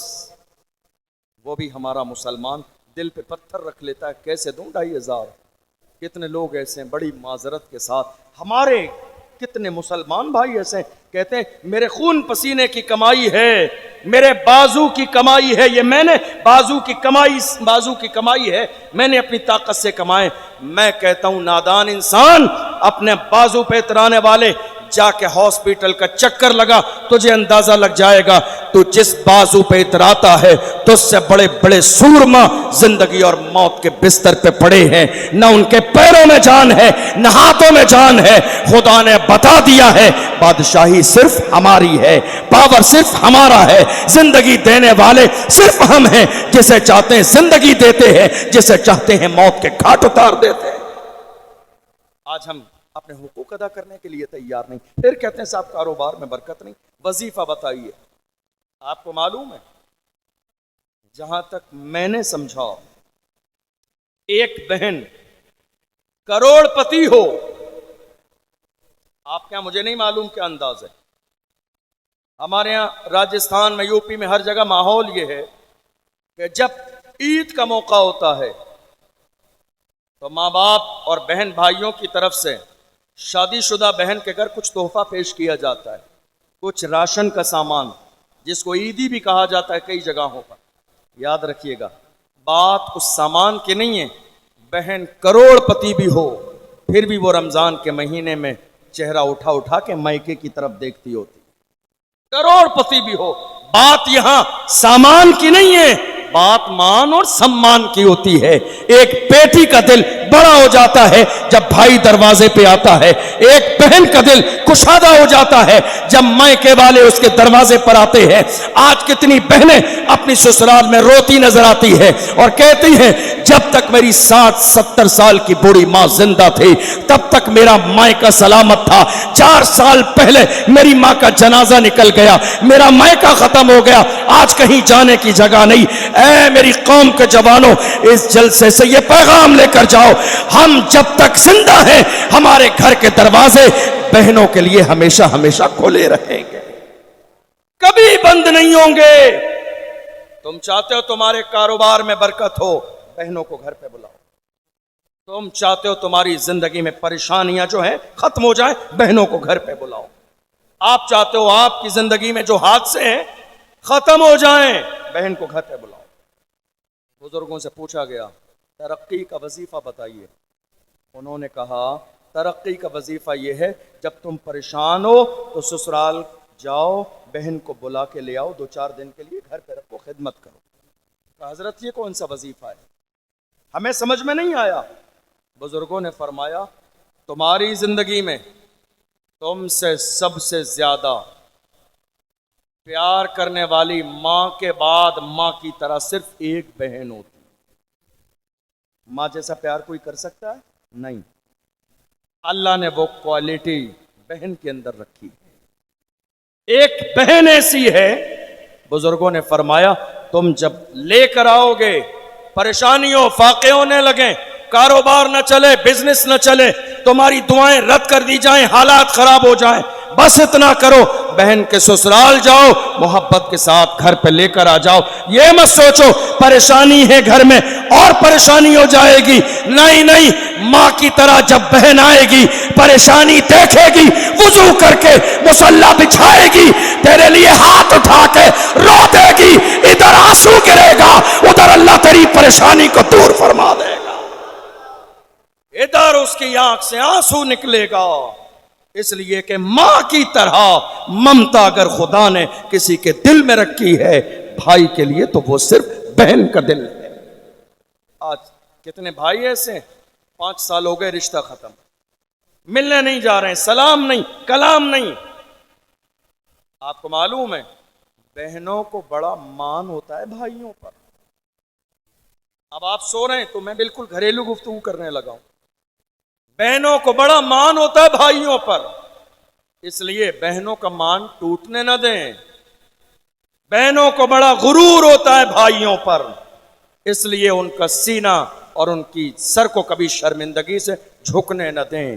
یہ رشتہ بڑا عظیم ہے، بڑی محبت والا رشتہ ہے۔ آپ کو معلوم ہے میرے نبی کی کوئی سگی بہن نہیں، ہاں ایک رضائی بہن کا ذکر ملتا ہے کتابوں میں، حضرت شیمہ رضی اللہ تعالی عنہا جنہوں نے حضرت حلیمہ سعدیہ کا دودھ پیا تھا، جن کا دودھ میرے نبی نے پیا تھا، مگر میرے نبی ان کا اتنا احترام کرتے تھے، جب وہ ملاقات کے لیے آتی تھی تو میرے نبی استقبال میں ان کے لیے اٹھ کے کھڑے ہو جاتے تھے۔ رسول اللہ نے احترام کر کے دکھایا۔ ہم کہاں ہیں آج؟ کہاں ہیں ہم آج؟ ہمیں تلاش ہے کسی بابا کی، کسی تعویذ کی۔ نہیں صاحب، کاروبار پہ ہمارے بندش ہے، کسی نے بندش کرا دی ہے۔ میرے بھائیوں کسی نے کچھ نہیں کرایا۔ اللہ کا قرآن کہتا ہے وَمَا أَصَابَكُم مِّن مُّصِيبَةٍ فَبِمَا كَسَبَتْ أَيْدِيكُمْ، تمہاری زندگی میں جو پریشانیاں ہیں یہ تمہارے کرتوت ہیں، تمہارے اعمال ہیں، جس کی بنیاد پر تمہاری زندگی کے کاروبار فیل ہو گئے ہیں۔ میرے عزیزو آؤ آج اس عظیم الشان جلسے میں عہد کرو، ہم جئیں گے تو مصطفیٰ کے غلام بن کر، دنیا سے جائیں گے تو مصطفیٰ کے غلام بن کر، اور زمانے سے کہیں گے میں سو جاؤں یا مصطفیٰ کہتے کہتے، کھلے آنکھ صلی علی کہتے کہتے، اور ہمارا حال یہ ہوگا میں وہ سنی ہوں جمیل قادری، مرنے کے بعد میرا لاشا بھی کہے گا الصلاۃ والسلام۔ السلام۔ آج حالات کیا ہیں ہماری نگاہوں کے سامنے؟ بیٹی ہے تو باپ کے لیے رحمت، بیوی ہے تو شوہر کے لیے نعمت۔ یہ کسی غریب کی بیٹی آپ کے گھر میں ہے نا، ماریے مت، ظلمت کیجئے، ستائیے مت، کھانے میں نمک زیادہ ہو جانے پر طلاق مت دیجئے۔ اس لیے اگر آج ظلم کریں گے تو کل اس کے بدلے میں آپ پر بھی ظلم کیا جائے گا۔ میرے نبی کا فرمان یاد رکھیے، میرے نبی نے فرمایا ظلم اتنا ہی کرو جتنا تم اپنے اوپر برداشت کر سکتے ہو، کسی کو اتنا ہی ستاؤ کہ جب تمہیں ستایا جائے تو تم برداشت کر سکو۔ نہیں میرے عزیزو، یہ جو بیوی تم ایک وکیل اور 2 گواہوں کی گواہی سے نکاح کر کے لائے ہو، ذمہ داری آپ کی ہے، کھلانا آپ کو ہے، پلانا آپ کو ہے، مہر آپ کو دینا ہے، بیمار ہو علاج آپ کو کرانا ہے۔ یہ نہیں ہے کہ بیمار ہو جائے لے جا کے مائکے میں ڈال دو، مائکے والے علاج کرائیں گے۔ نہیں میرے عزیزو، ذمہ داری تمہاری ہے۔ یہیں رک کے ایک بات ضرور کہوں گا آپ سے، اور آپ میری بات کی تصدیق کریں گے۔ آپ کو معلوم ہے اس وقت قوم مسلم میں طلاقیں بہت زیادہ ہو رہی ہیں۔ کیا ہو رہا ہے؟ طلاق بہت آپ کے یہاں پتہ نہیں کیا ماحول ہے، لیکن عام طور پر ہندوستان میں اس وقت میں طلاقیں بہت زیادہ ہو رہی ہیں۔ جب طلاق ہوتی ہے نا تو وہ مسئلہ دارالافتاء میں آتا ہے مفتی صاحب کے پاس، تو مفتی صاحب لڑکے والوں کو لڑکی والوں کو پہلے دونوں کو بٹھاتے ہیں جب طلاق ہونے والی ہوتی ہے، سمجھاتے ہیں، دونوں فیملیوں کو کنونس کرتے ہیں کہ غلط فہمیاں دور کر لو، گھر برباد ہو جائے گا، تمہاری اولاد تباہ و برباد ہو جائے گی۔ پتہ کیا جاتا ہے آخر طلاق کی وجہ کیا ہے۔ آپ کو شاید یہ سن کے تعجب ہو، میں معذرت چاہوں گا، میری ماں اور بہنیں یہاں موجود ہیں، اللہ انہیں سلامت رکھے۔ موجودہ دور میں سروے کے مطابق طلاق ہونے کی جو ذمہ داری ہے 95% لڑکی کی ماں کے سر جاتی ہے۔ 95% موجودہ دور میں طلاق کی ذمہ دار لڑکی کی ماں۔ آپ کہیں گے وہ کیسے؟ لڑکی کی ماں اس لیے ذمہ دار ہے آج طلاق کی کہ آج مائیں بیٹی کی شادی ہو جانے کے بعد بھی یہ چاہتی ہیں جس طرح میری حکومت میرے گھر میں چلتی ہے، شادی کے بعد بھی میری حکومت میری بیٹی کے گھر میں چلے۔ یہی ایک وجہ ہے جس کی بنیاد پر آج ہزاروں بیٹیوں کے گھر تباہ و برباد ہو گئے۔ ہم نے دیکھا ہے کتنے داماد ایسے ہیں، بیٹی گھر پہ آئی، اس نے شکایت کی میری سسرال میں کسی نے ایک زیادتی کر دی، ماں باپ نے روک لیا، خاص طور پر ماں نے، باپ کو تو اکثر مفتی صاحب پتہ ہی نہیں چلتا، ماں نے روک لیا، 10 بار بلانے آیا داماد، بھیجا نہیں، پتہ ہے کیوں؟ 4 چکر اور لگوائیں گے، ناک رگڑے گا نا، اس کی اوقات سمجھ میں آ جائے گی۔ 10 بار دروازے پر لینے آیا منت کرنے، میرا گھر بگڑ جائے گا، میری بیوی کو بھیج دیجئے۔ اس لڑکی کی ماں نے بھیجا نہیں، اب اس لڑکے کا دل ٹوٹ گیا، اس نے بھی قسم کھا لی جب تک زندہ رہوں گا اس لڑکی کو دوبارہ اپنے دروازے پہ نہیں بلاؤں گا۔ اب جب اس نے قسم کھائی تب اس لڑکی کو ماں کو ضرورت ہے کوئی مولانا کوئی بابا مل جائے تعویذ کرنے والا کہ کسی طرح داماد کا پلٹ جائے اور میرے دروازے پہ بلانے آ جائے۔ میری بات سمجھ آئی کیا کہا میں نے آپ؟ اب کسی بابا کی ضرورت ہے دماغ پلٹ جائے داماد کا، دروازے پہ بلانے آ جائے۔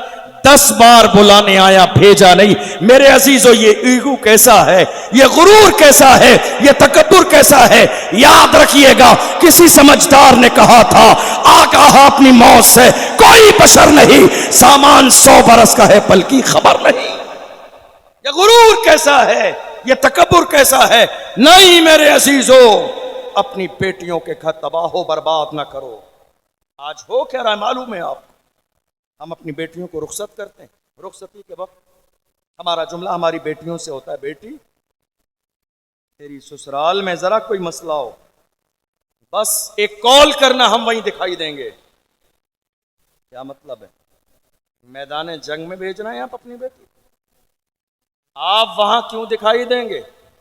آپ کے دیکھنے کا کیا مطلب ہے؟ وہاں کوئی عزت دار اور خاندانی آدمی بیٹی کو ان جملوں کے ساتھ رخصت نہیں کرتا ہے۔ ایک عزت دار آدمی کہتا ہے میری بیٹی آج کے بعد تیرا اصل گھر وہی ہے، لڑنا نہیں، جھگڑنا نہیں، فساد نہیں کرنا، ماں کو ماں ماننا، باپ کو باپ ماننا، وہاں کی بیٹی کو بہن ماننا، تو اس انداز میں رہے گی تو تیرا گھر جنت کا گہوارہ بن جائے۔ کوئی عزت دار ماں باپ بیٹی کے گھر پنچایت کرنے نہیں جاتے، کوئی خاندانی آدمی بیٹی کے گھر لڑائی میں شریک ہونے نہیں جاتا ہے۔ وہ کہتے ہیں بیٹی ہم نے شادی کر دی، تیرا گھر ہے، چلانا تجھی کو ہے۔ جن گھروں کے والدین لڑکی کی حمایت کرتے ہیں وہ گھر کبھی آباد نہیں ہوتے ہیں۔ میرے نبی نے اپنی بیٹی کو رخصت کیا۔ کون بیٹی؟ جس کا آنچل نہ دیکھا مہو مہر نے۔ حضور کی بیٹی سیدہ زاہدہ طیبہ طاہرہ جان احمد کی راحت پہ لاکھوں سلام۔ کون بیٹی حضور کی؟ وہ بیٹی جو قیامت کے میدان میں گزریں گی تو ندا دی جائے گی اے اہل محشر نظروں کو جھکا لو، محبوب کی بیٹی کا گزر ہونے والا ہے۔ وہ بیٹی میرے نبی نے جب مولا کائنات کے ساتھ رخصت کیا تو ایک جملہ میرے نبی نے کہا، بیٹی علی سے کوئی ایسا مطالبہ نہ کرنا جسے میرا علی پورا نہ کر سکے۔ غور کیجیے آپ، مجھے نہیں لگتا ہے کہ کوئی ایسا مطالبہ ہے جو علی نہ پورا کر سکیں، لیکن میرے نبی یہ جملہ ارشاد فرما رہے ہیں امت کو سکھانے کے لیے کہ ایک باپ کی ذمہ داری کیا ہے کہ وہ اپنی بیٹی کو کیسے رخصت کرے۔ آج گھر ٹوٹ رہے ہیں، آپ کو حیرانی ہوگی، ہزاروں میں نہیں لاکھوں میں طلاق کے کیس آج کورٹ اور کچہری میں پڑے ہوئے ہیں۔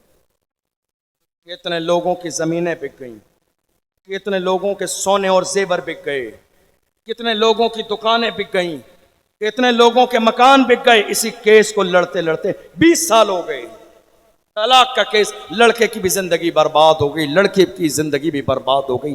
اے میرے عزیزو، یہ علماء کس لیے ہیں، مفتی صاحب کس لیے ہیں؟ اس ایگو کے لیے، غرور و تکبر کے لیے ذرا سا جھک جائیے، ایک قدم جھک جائیں گے اللہ آپ کی زندگی کو بھی بہتر کر دے گا، آخرت کو بھی بہتر کر دے گا۔ غرور کس کے لیے ہے؟ میرے نبی نے فرمایا من تواضع للہ رفعہ اللہ، جو اللہ کے لیے جھک جاتا ہے اللہ اسے درجوں بلندیاں عطا فرما دیتا۔ اور اگر یہی عورت بیٹی ہے تو رحمت، بیوی ہے تو نعمت، اور جب یہ ماں بن جائے تو اس کے قدموں کے نیچے، ذرا زور سے بولیے، جب یہ ماں بن جائے تو اس کے قدموں کے نیچے جنت ہے۔ مگر آج ہماری قوم کے جوانوں کا حال کیا ہے معلوم ہے؟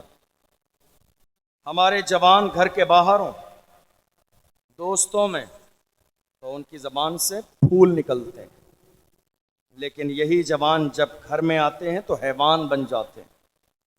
لہجہ دیکھ لیے ماں باپ کے ساتھ، چیخنا، چلانا، ڈانٹنا، گالی دینا۔ ایک ماں، ایک 70 سال کا بوڑھا باپ بیٹے سے اپنی عزت کو بچا کے رکھتا ہے، کہیں ایسا نہ ہو کہ میرا بیٹا میری بے عزتی کرے۔ ہمارے بزرگوں نے یہاں تک فرمایا، جس دن تمہارے بوڑھے ماں باپ تمہیں ڈانٹنا بند کر دیں اس خوف سے کہ تم ان کی بے عزتی نہ کر دو، سمجھ لو تمہاری بربادی کا وہ پہلا دن ہے، جب تمہارے والدین تمہیں نصیحت کرنا چھوڑ دیں۔ آج حال کیا ہے؟ ایک بیٹا 20,000 روپے کماتا ہے، ماں باپ کے ہاتھ کتنے آ رہے ہیں مہینے میں؟ مشکل سے 2,000، 18,000 کا ہے اس جوان کی اپنی جیب میں۔ راشن کے لیے ماں کو دیے 2,000، کیا گھر کا نظام 2,000 میں چل جائے گا؟ یہ جس ماں سے آپ نے چھپائے ہیں نا پیسے، یہ وہ ماں ہے جس نے 9 مہینے تمہیں پیٹ میں رکھا۔ تمہاری اپنی اولاد ہے نا، رات کے 12 بجے تمہارے 1 سال کے بچے کو بخار آ جاتا ہے نا، تو دوڑتے جاتے ہو ڈاکٹر کے دروازے پر چلانے کے لیے۔ ذرا اندازہ لگاؤ، آج تمہارے گھر کے برابر ڈاکٹر کیا جو ہے، دکان بھی ہے، میڈیکل بھی ہے۔ تم جس زمانے میں 25 سال پہلے ماں کی گود میں ہوتے تھے، اس زمانے میں نہ میڈیکل ہوتا تھا، نہ ڈاکٹر کی دکان ہوتی تھی۔ رات کے اندھیرے میں، آندھی طوفان میں یہ بوڑھی ماں دوڑتی جاتی تھی سینے سے لگا کے، صرف اس لیے کہ میرے بیٹے کو کچھ ہونا چاہے۔ آج رو رہی ہیں مائیں، بوڑھے باپ پریشانی کے دور سے گزر رہے ہیں۔ اس قوم کے پاس اپنے بوڑھے ماں باپ کے لیے نہ عزت ہے، نہ احترام ہے۔ آپ کو معلوم ہے، ہم لوگ جب جلسے میں آتے ہیں، کتنی جگہ ایسا ہوتا ہے لوگ پھول لے کے ہمارے راستے میں بچھا رہے ہوتے ہیں، کتنے لوگ گلے میں مالا ڈالتے ہیں، کتنے لوگ دوڑ کے آتے ہیں ہاتھ چومنے کے لیے۔ آپ کو کیا لگتا ہے ہمیں یہ سب دیکھ کر بہت خوشی ہوتی ہے؟ ہرگز نہیں، ہمارا ضمیر اتنا کمزور نہیں۔ یاد رکھیے گا، تمہارے گھر میں سب سے بڑا پیر تمہاری ماں موجود ہے، سب سے بڑا پیر تمہارے گھر میں تمہارے والد موجود ہیں۔ تم چادر چڑھانے کے لیے جا رہے ہو، جس چیز کو اسلام نے منع کیا، جب تک ایک چادر پرانی نہ ہو جائے دوسری چادر کی اجازت نہیں ہے، مسئلہ کہ اعلیٰ حضرت نے۔ لیکن یہ بوڑھی مائیں سالیں گزر گئی ہیں، کبھی جا کے دیکھا کیا اس کے پاس چادر سلامت ہے یا نہیں؟ نہیں۔ کبھی جا کے اس کے پاس بیٹھے، اس کا حال کیا ہے؟ نہیں۔ کبھی جا کے اس کی کنڈیشن دیکھی؟ نہیں۔ ماں کتنی عظیم ہے معلوم ہے؟ میرے نبی نے فرمایا، رضا الرب فی رضا الوالدین وسخط الرب فی سخط الوالدین۔ ماں باپ اگر راضی ہیں تو خدا راضی ہے، ماں باپ اگر راضی نہیں ہے تو خدا بھی راضی نہیں ہے۔ کہاں ہو جوانوں؟ غور کرو، ذرا دیکھو کہیں ایسا تو نہیں کہ تم سے تمہارے ماں باپ راضی نہ ہو؟ یہ چیخنا، یہ چلانا، یہ شور، یہ شرابہ، یہ والدین کی نافرمانی۔ میرے نبی نے فرمایا، انسان دنیا میں بے شمار گناہ کرتا ہے جس کی سزا مرنے کے بعد ملے گی، مگر دنیا میں ایک گناہ ایسا بھی ہے جس کی سزا دنیا ہی میں ملتی ہے، اور وہ ہے ماں باپ کو ستانے کا گناہ۔ انسان دنیا میں ہزاروں گناہ کرتا ہے جس کی سزا مرنے کے بعد ملے گی، لیکن ایک گناہ جس کی سزا دنیا ہی میں ملے گی، وہ ہے ماں باپ کی نافرمانی، ان کو ستانا، ان کا دل دکھانا۔ اس لیے آج اس عظیم الشان جلسے سے یہ پیغام لے کر جائیے، ہم اپنے ماں باپ کا دل نہیں دکھائیں گے۔ آپ کو معلوم ہے، دنیا کے اندر جتنے بھی اولیاء اکرام موجود ہیں، اللہ اس وقت تک انسان کو ولایت کا درجہ دیتا ہی نہیں ہے جب تک کہ اسے اس کے ماں باپ راضی نہ ہوں۔ کہاں ہیں آپ؟ ہم نے یہ دیکھا ہے، شادی کے بعد آپ ایک انسان سے پوچھئے، آپ کی فیملی میں کتنے لوگ ہیں؟ آپ کی فیملی میں کتنے لوگ ہیں؟ ایک انسان کہتا ہے 4 لوگ۔ کون کون ہے؟ میں ہوں، میری بیوی ہے، ایک بیٹا ہے، ایک بیٹی ہے، 4 لوگ ہیں۔ میں کہتا ہوں نادان انسان جس گھر میں ماں نہ ہو وہ گھر گھر نہیں ہے، جس فیملی میں بوڑھے ماں باپ کو شمار نہ کیا جائے وہ فیملی نہیں ہے۔ تم نے جن بوڑھے ماں باپ کو نظر انداز کر دیا ہے، چھوڑ دیا ہے، اور تم نے یہ سمجھ لیا ہے کہ نہیں صاحب کچھ نہیں ہوتا ہے، یاد رکھو جس اولاد کو تم ناز و نعم میں پال رہے ہو کل تم سے زیادہ سخت امتحان اس اولاد کے ذریعے تمہارا بھی لیا جائے گا۔ آج کتنے لوگ ہم نے دیکھے ممبئی، حیدرآباد، کولکاتہ، کہاں رہتے ہیں، جب ان کے ماں باپ کی خبر جاتی ہے ماں باپ بیمار ہیں، آتے نہیں ہیں واپس، جب انتقال کی خبر جاتی ہے تو دوڑ کے آتے ہیں۔ اب اس گرمی میں کسی کے بوڑھی ماں کا انتقال ہو جائے،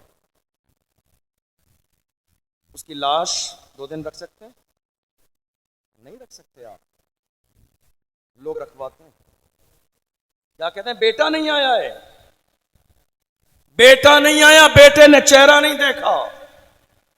میں تو صرف اتنی سی بات جانتا ہوں، جس نے زندہ پہ چہرہ نہیں دیکھا وہ مرنے کے بعد چہرہ دیکھ بھی لے گا تو کیا ہو جائے۔ ماں زندہ تھی تو چہرہ دیکھا نہیں، بوڑھا باپ زندہ تھا تو چہرہ دیکھا نہیں، ماں مر چکی ہے اب چہرہ دیکھ بھی لے گا تو کیا ہو جائے گا۔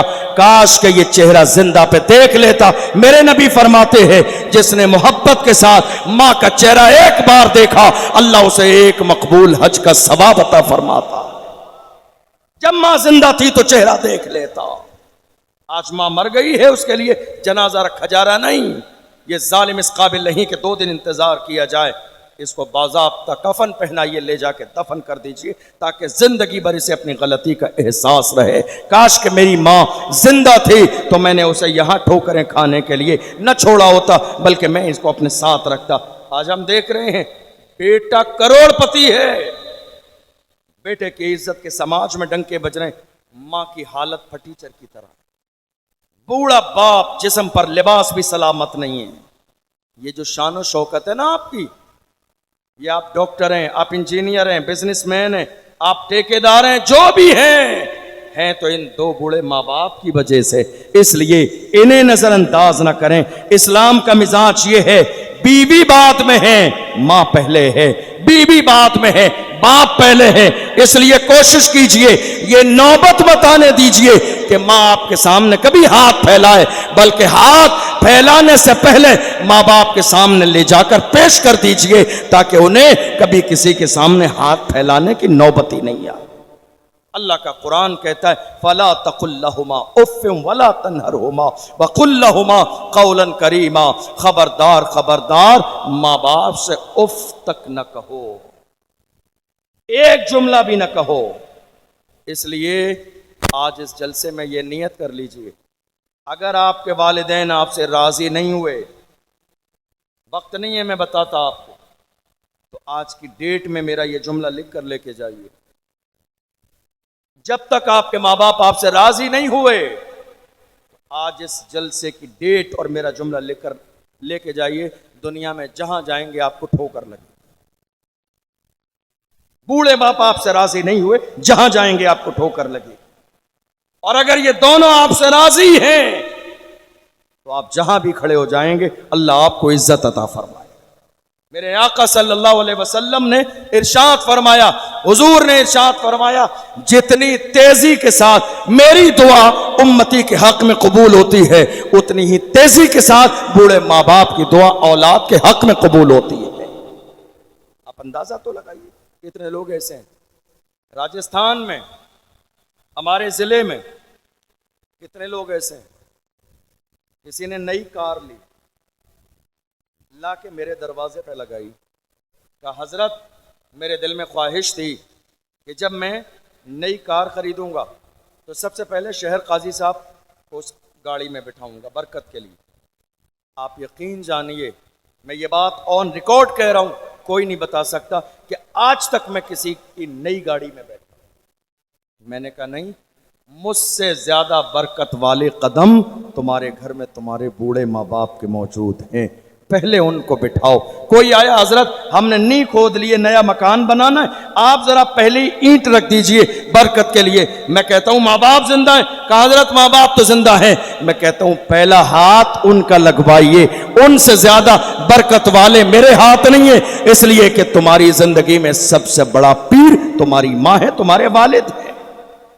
आज हम यही भूल गए हैं, आज हम यही भूल गए हैं। मैं ये नहीं कह रहा हूं आप पीरों की इज्जत ना करें, पीरों की इज्जत करें, लेकिन घर में जो माँ बाप की शक्ल में सबसे बड़े पीर मौजूद हैं, उनकी इज्जत पहले कीजिए, उनकी खिदमत पहले कीजिए, उनका एहतराम पहले कीजिए। इसलिए कि अगर आप उनकी इज्जत और खिदमत नहीं करेंगे तो कल क़यामत के दिन आपको इस बात का जवाब देना पड़ेगा, और जब जवाब देना पड़ेगा तो जवाब आपके पास नहीं होगा। इसलिए ये नियत करके जाइए, हमारी माएँ बैठी हैं, हमारी बहनें बैठी हैं, कितने बुजुर्ग ऐसे हैं जिनकी ज़बानों पर शिकवे। हम लोग जलसे में जाते हैं ना, कितने बूढ़े माँ बाप ऐसे हैं। कोई बात समझ नहीं आ रही है आपको? सुन लीजिए कितने माँ बाप बूढ़े ऐसे हैं। हम लोग जब जलसे में जाते हैं, कहीं किसी माँ बाप से पूछ लेते हैं खैरियत, प्रैक्टिकल बात बता रहा हूँ, किसी बूढ़े बाप से पूछते खैरियत है, आप यकीन जानिए खैरियत का जुमला उनकी ज़बान पर बाद में आता है, आंख से आंसू पहले निकल जाते हैं। कहते हैं हजरत क्या खैरियत पूछते हो जिसके जवान 5 बेटे हों और वो 1-1 रुपए के लिए परेशान हो, जिसके 5 बेटे जवान हो वो 1-1 रोटी के लुकमे के लिए परेशान हो, जिसके घर में जवान औलादे हो और उससे कोई सलाम करने वाला, बीमारी में डॉक्टर के यहाँ ले जाने वाला ना हो। ऐ मेरी कौम के जवानों, तुमने क्या हासिल किया?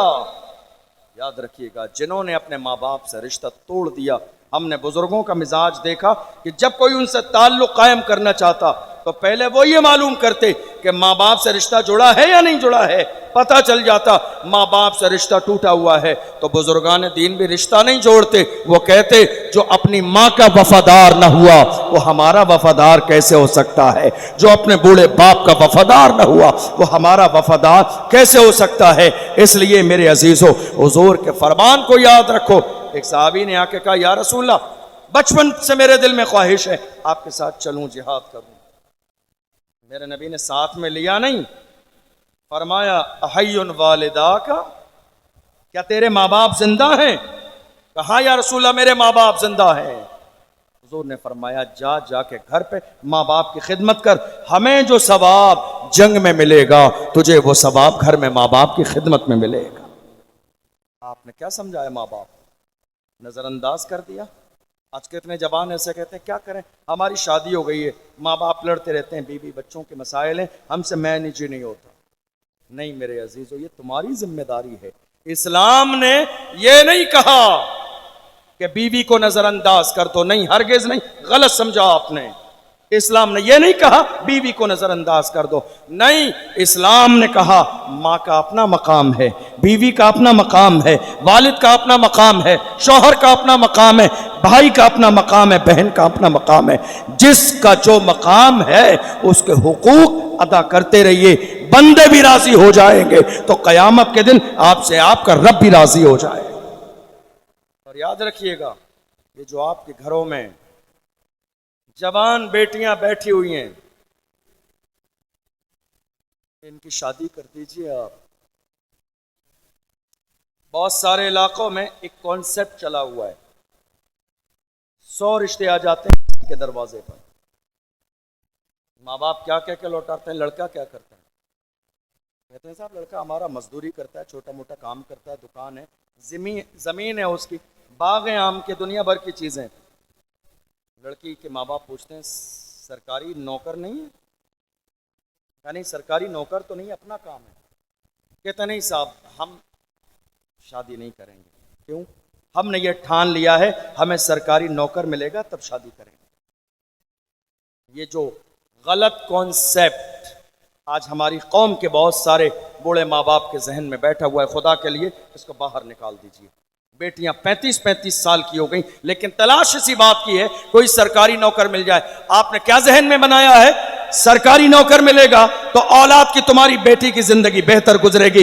याद रखिएगा, रिस्क का मालिक मेरा परवरदिगार है। ये कोई लाजिम नहीं है कि सरकारी नौकर होगा तो जिंदगी बेहतर गुजरेगी। आपको इस बात का अंदाजा नहीं है, अल्लाह ने 99 हिस्से कारोबार में बरकत रखी है, तिजारत में बरकत रखी है। खुदा ने जिसकी किस्मत में जितना रिस्क मिला है, अल्लाह उसे खेती से भी अता फरमा देगा।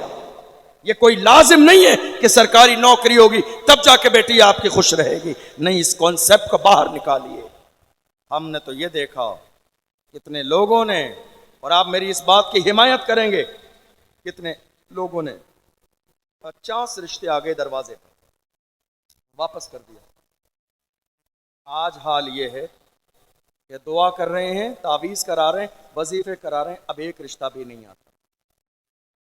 ये जो रिश्ता आपकी बेटी का या बेटे का आपके दरवाजे पर आ रहा है ना, ये अल्लाह की रहमत है, रहमत।